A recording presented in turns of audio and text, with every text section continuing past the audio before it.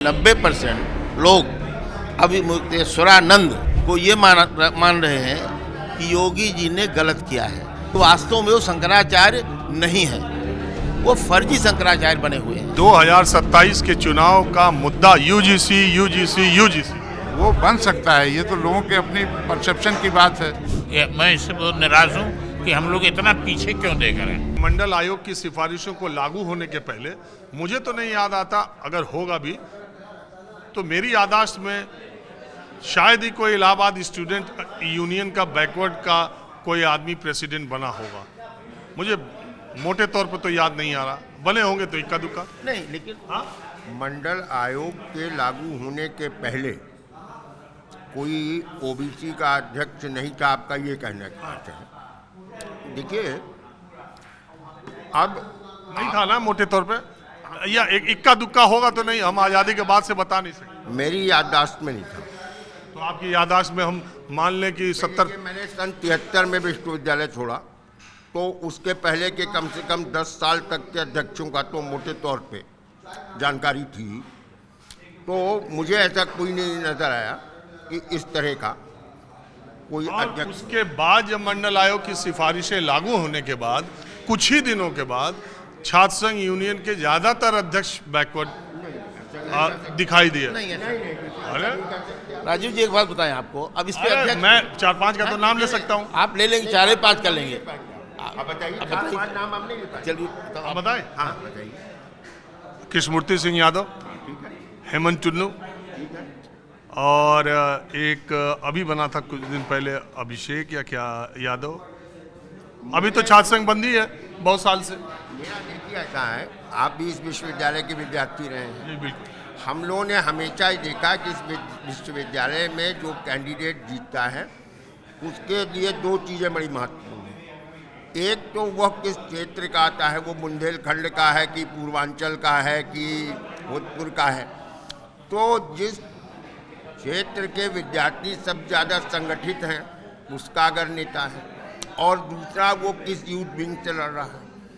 देखिए, जब समाजवादी आंदोलन आया तो आप ये देखेंगे कि 10 साल तक SYS का जो कैंडिडेट था वही चुनाव जीतता था। समाजवादी युवजन सभा जो है सबसे मजबूत छात्र संगठन था।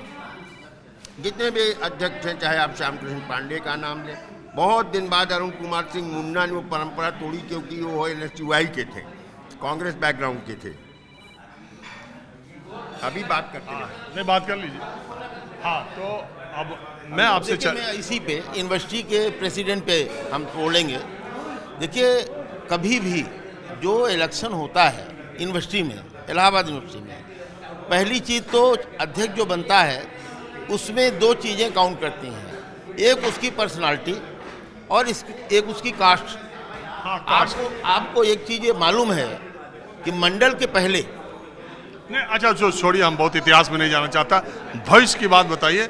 एक बात और आपसे पूछूंगा, ये यूजीसी और ये स्वामी अवमुक्तेश्वरानंद, ये दो केस होने के बाद क्या ब्राह्मण राजपूत का बीजेपी या समाज में इसकी भी चर्चा ज़्यादा होने लगी है? हाँ, देखिए 90% लोग अभी मुक्तेश्वरानंद को ये मान रहे हैं कि योगी जी ने गलत किया है।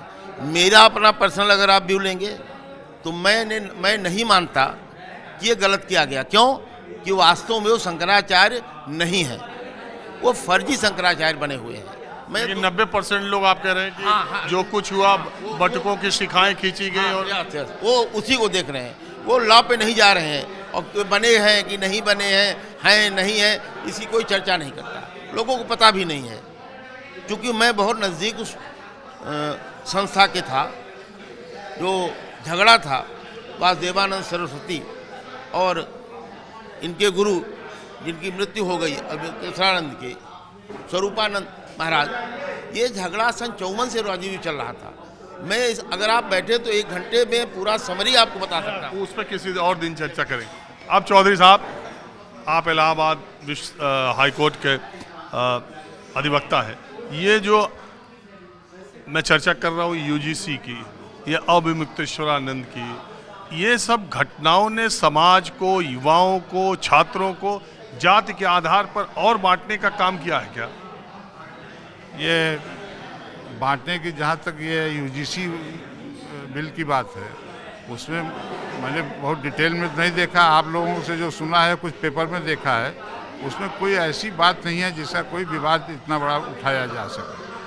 और जो लोग उठा रहे हैं, किस कारण से उठा रहे हैं, या समझ नहीं रहे हैं या समझना नहीं चाहते हैं, क्योंकि उसमें किसी के साथ कोई ऐसा भेदभाव नहीं हुआ है। जैसे अपर कास्ट लोग या बैकवर्ड ये सोच रहे हैं कि अगर उनको भी मिला लिया जाएगा, उसमें मिला है क्या? अगर अपर को मिला लिया गया तो फिर कोई मतलब ही नहीं रह गया उसका।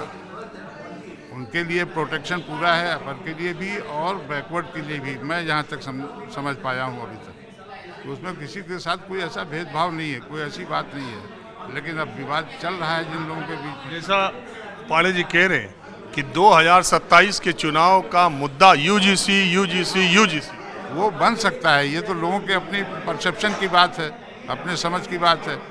अगर जो लोग समझ रहे हैं उसमें मैं नहीं मानता कि पूरा का पूरा अपर कास्ट या पूरा बैकवर्ड क्लास उससे आंदोलित हो जाएगा।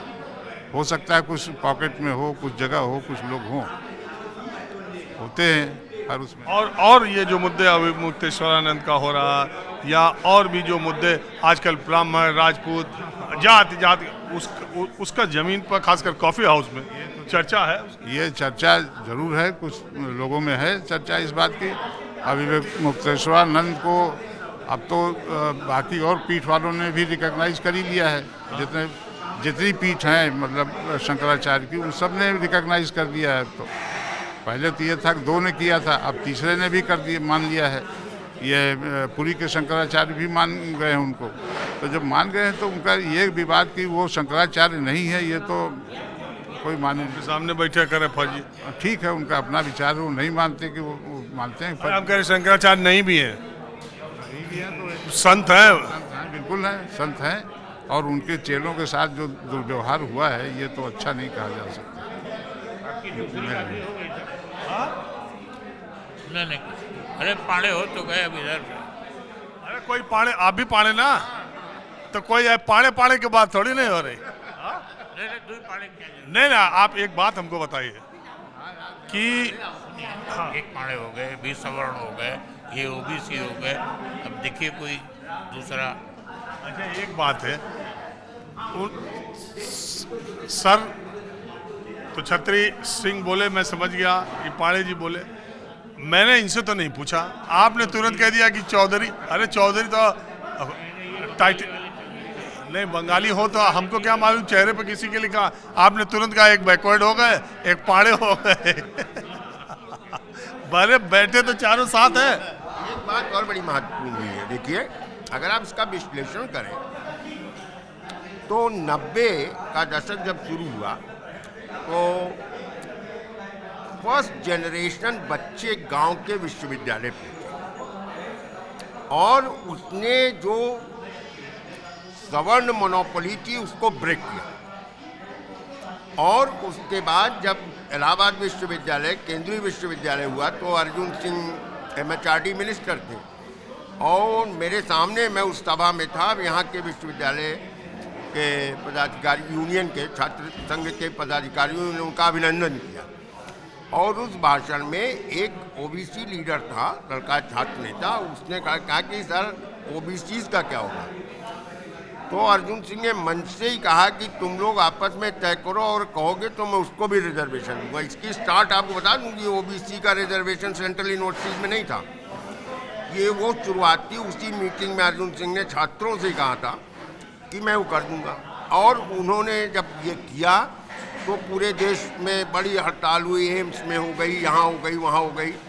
और तब सरकार ने ये सलूशन निकाला था कि इस रिजर्वेशन से जितनी सीटें जनरल कैटेगरी की कम होंगी उतने एडिशनल सीट मैं दूंगा। आज भी ये व्यवस्था हुई कि जैसे 100 में से पहले सिर्फ SC ST का रिजर्वेशन था सेंट्रल यूनिवर्सिटी। वो ऐसे सुना कि 100 सीटें थी तो 75 जनरल को अगर आ रही थी तो उस सीटों को 150 कर दिया गया कि 75 आपको अभी कम न हो। एग्जैक्टली यही फॉर्मूला उन्होंने निकाला। हाँ, तो पाड़े जी देखिए, मैं इस पर कुछ नहीं बोलूँगा। मुझे बड़ी निराशा होती है कि हम लोग कहने को तो विश्व गुरु बनने जा रहे हैं, तीसरी अर्थव्यवस्था बनने जा रहे हैं, और बात इतनी पुरानी पुरानी चीज़ों की करते हैं। हाँ, 145 करोड़ लोगों के सामने अभी मुक्तेश्वरानंद शंकराचार्य हैं या नहीं है, यही सबसे बड़ी समस्या हो गई है। कितनी दुख की बात है। चीन, जापान, हम लोग अमेरिका, इनके मुकाबले करने के लिए जाए कि यूजीसी का नियम क्या है। मैं इससे बहुत निराश हूँ कि हम लोग इतना पीछे क्यों देख रहे हैं। हमको भविष्य की तरफ देखना चाहिए। अरे अभी हुआ तो था AI समिट, तो इसकी तरफ भी देखना। ये सब प्रचार के लिए है, सब प्रचार के लिए था। गंभीरता से काम नहीं हो रहा आगे जाने के लिए, खाली भाषण में हो रहा है कि हम नंबर 3 पे आएंगे, 5 में आएंगे। जो उसमें हो रहा है वो नहीं हो रहा, उससे मुझे निराशा है। हम लोग इतनी पुरानी पुरानी बातें जिसका अब कोई रेलिवेंस है ही नहीं, कोई महत्व है इस बात कि ये अभी मुक्तेश्वरानंद शंकराचार्य है या नहीं है, रह जाए। ये कौन सी बात है। 145 करोड़ के देश में ये कौन सी समस्या है कि एक आदमी शंकराचार्य है कि नहीं है। राजीव जी, आपके हिसाब से क्या? नहीं, हम लोगों को आगे बढ़ने का काम करना चाहिए, जापान को पिछाड़ना चाहिए, और सबको जो काम उनके यहाँ हो रहा है। यहाँ हर चीज़ ये विदेश का, आप मोबाइल देखिए, सब चाइना का, कोरिया का, क्या तरीका है। हम क्यों नहीं, हम कुछ बनाते ही नहीं। ये कोई बात है जो हम लोग दिन भर उस पर बहस करते रहते हैं ना। मुझे तो यही तो बात, ये इसी पर चुनाव है, चुनाव पर सत्ता है, जो सत्ता में है उसी को फैसला करना है, तो कैसे इस पर बात न किया जाए। हाँ, सही कह रहे हैं आप, सही कह रहे हैं। लेकिन ये देश के लिए, पार्टियों के लिए अच्छा हो सकता है, लेकिन भारत देश के लिए बहुत खराब हो रहा है। मेरा ये कहना, देश के लिए कहीं से अच्छा नहीं हो रहा कि यूजीसी ये बिल आ गया, अभी मुक्तेश्वरानंद के खिलाफ FIR हो गई, और हद। मुझे नहीं लगता कि किसी को इससे खुशी होनी चाहिए। ये कोई सब बहस का टॉपिक है। चलिए उधर चलिए। राजीव जी, एक बात मैं और कहना चाहूँगा। जी बोले सर। देखिए, ये सारी डिबेट, मैं तो आपके छात्र हूँ, विश्वविद्यालय का प्रोफेसर कोई बोलना चाहे तो चाहे वो हॉलैंड हॉल से ही अटैच था। मैं वहाँ का मेरे छात्रावास से अटैच भी थे। और दूसरी बात, इलाहाबाद विश्वविद्यालय की छात्र गुरु की परंपरा में मैं आपसे सवाल पूछ रहा हूँ, ये पेशेगत धृष्टता वैसे ही कर रहा हूँ। आप जब तक बोलना चाहेंगे आप बोलिए। नहीं, हमारा ये कहना है कि देखिए, किसी भी शिक्षण संस्थान का विशेष रूप से तब तक उद्धार नहीं होगा जब तक कि अध्यापक निर्भय होकर पढ़ाएगा नहीं। देखिए, इतना भय का माहौल व्याप्त हो गया टीचरों में। टीचर इतना डिफेंसिव हो गया कि वो लेक्चर अपने देने में बराबर इस बात पे ध्यान लगाए रखता कि यार कहीं गड़बड़ हो जाए, नहीं तो बाहर हम फंस जाए। तो देखिए, इसको उसको जो है भय मुक्त करना पड़ेगा अगर आप चाहते हैं कि क्वालिटी एजुकेशन हो। तो इतना भय व्याप्त हो गया टीचर में, वो इस घबरा हुआ कि FIR न हो जाए कल हमारे खिलाफ। तो आप देखिए, अगर आप शुभचिंतक हैं संस्थाओं में, आपके पॉलिटिकल पॉइंट ऑफ व्यू हो, एक अलग बात है भाई कि फंस गया गुरु, चलो बड़ा अच्छा हुआ, तो ये तो कर सकते हैं, आप अफोर्ड करें, क्योंकि आपको, आप संस्था में नहीं है। पर संस्था की दृष्टि से अगर हमको उच्च कोटि की शिक्षा देनी है तो आपको अध्यापक को निर्भय करना पड़ेगा।